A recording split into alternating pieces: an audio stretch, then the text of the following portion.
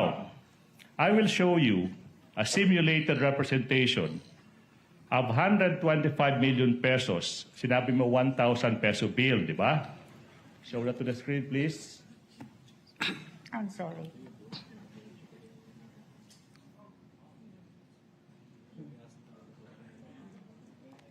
You tell the public, ma'am, if yung nakita mong 125 million pesos in cold cash. Your Honor, Wait. Not done. Counsel, to finish the question, Okay. Attorney Bacuel.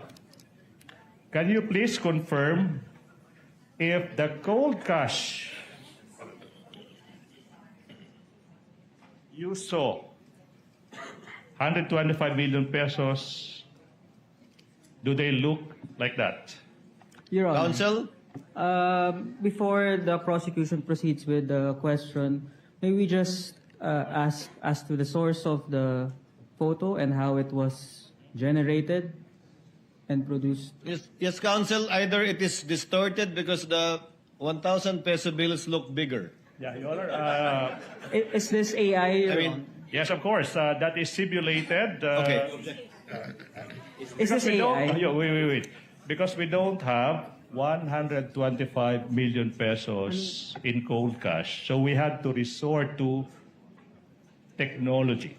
Is that, Your Honor, artificial intelligence? Is this AI? Yes. Generated? Yes. Counsels, if you will allow the presiding officer. Ma'am Gina, sabi niyo nakalagay po sa kahon, tigi 1,000 bundle. Ilang kahon po? Dalawa, Your Honor. Gaano kalaki po yung kahon? Gamitin niyo po yung kamay niyo. Gaano kataas po? Gaano kataas? Gaano kataas po? Yung kamay niyo po sa baba, pakipat yan para makita po namin.